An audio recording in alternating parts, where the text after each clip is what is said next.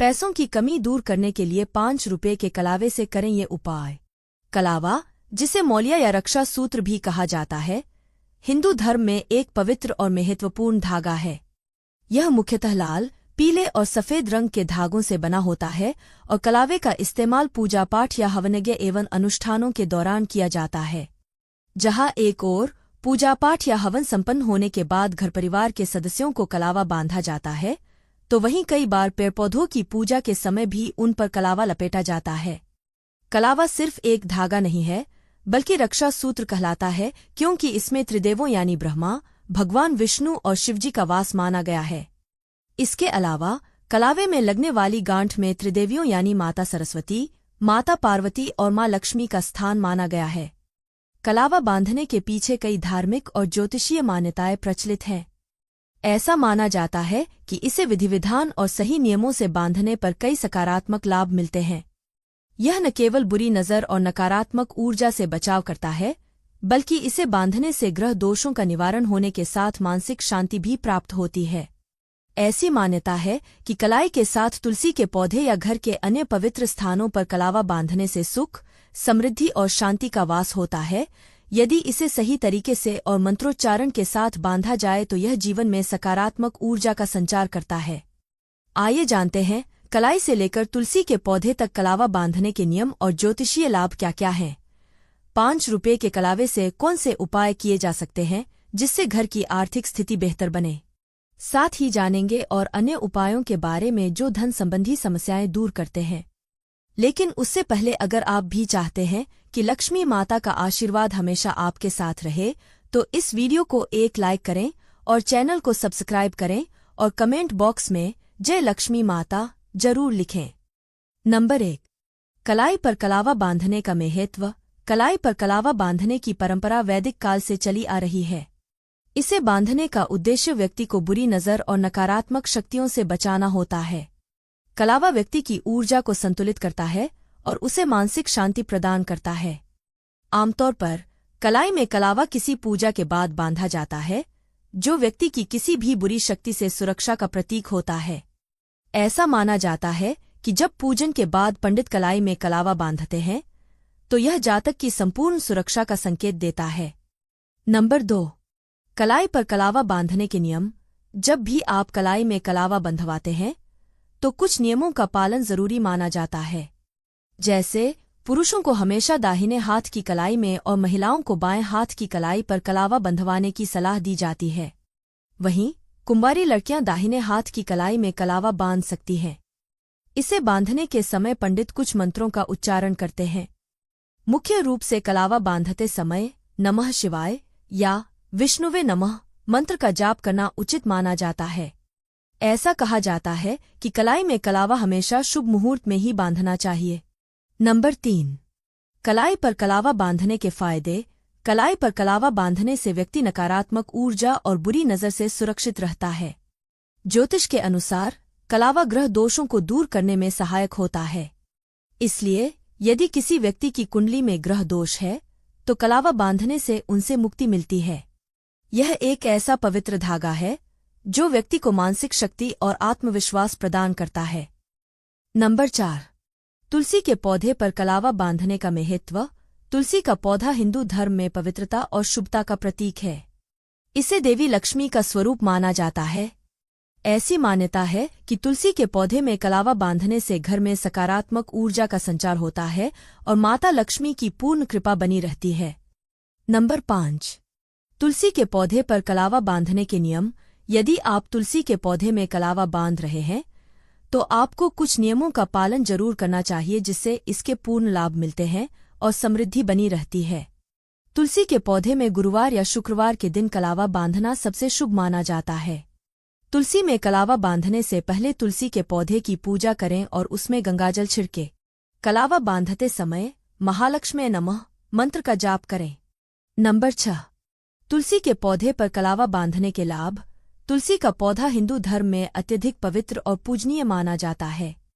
इसे देवी लक्ष्मी का प्रतीक भी कहा जाता है। तुलसी पर कलावा बांधने की परंपरा धार्मिक और ज्योतिषीय दृष्टिकोण से बेहद महत्वपूर्ण मानी जाती है। यह न केवल धार्मिक आस्था को मजबूत करता है, बल्कि इसके कई आध्यात्मिक और ज्योतिषीय लाभ भी हैं।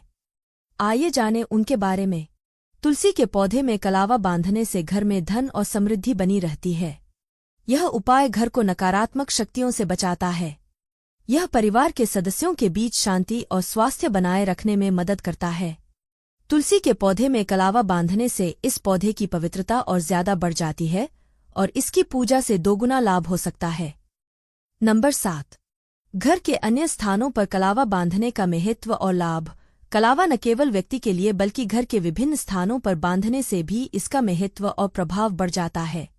यह धार्मिक धागा घर में सकारात्मक ऊर्जा बनाए रखने, नकारात्मक शक्तियों को दूर करने और शांति स्थापित करने में सहायक होता है। आइए जानते हैं घर के विभिन्न स्थानों पर कलावा बांधने के फायदे और महत्व। नंबर 8।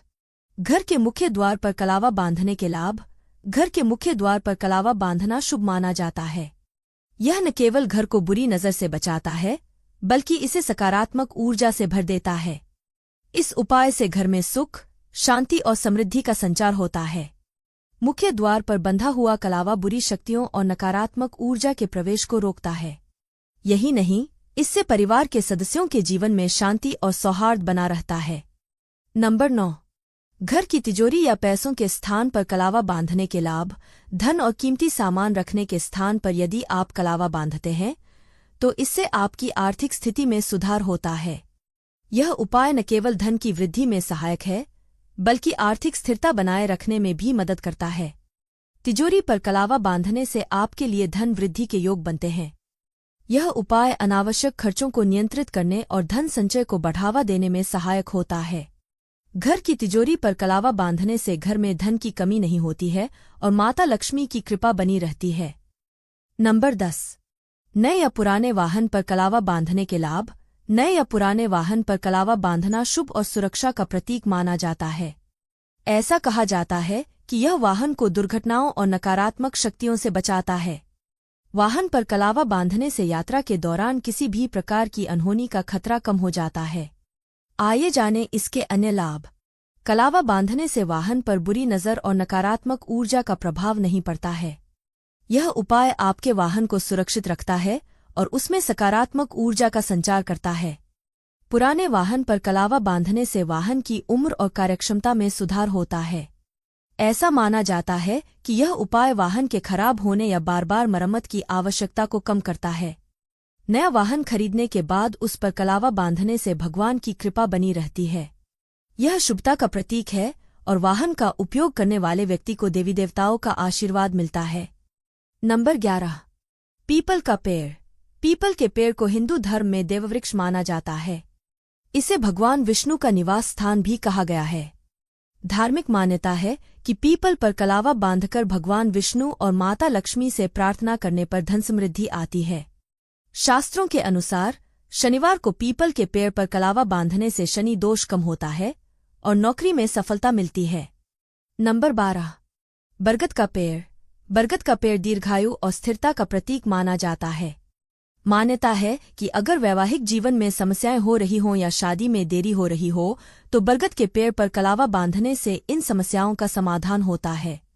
गुरुवार को हल्दी में रंगे हुए कलावे को बरगद के पेड़ पर बांधने से वैवाहिक जीवन सुखमय बनता है। नंबर 13। शमी का पौधा। जिस घर में शमी का पौधा होता है वहाँ शनि देव और शिवजी की कृपा हमेशा बनी रहती है। शनिवार के दिन शमी के पौधे पर कलावा बांधने से शनि महाराज और भोलेनाथ प्रसन्न होते हैं। साथ ही कुंडली से राहु, केतु और शनि के दोष दूर होते हैं। शमी के पौधे पर कलावा बांधने से तरक्की की राह खुलती है और माँ लक्ष्मी प्रसन्न होती हैं। नंबर 14। केले का पेड़। केले का पेड़ भगवान विष्णु और माता लक्ष्मी को समर्पित होता है। गुरुवार के दिन केले के पेड़ पर पीला कलावा बांधकर पूजा करने से आर्थिक समस्याएं दूर होती हैं।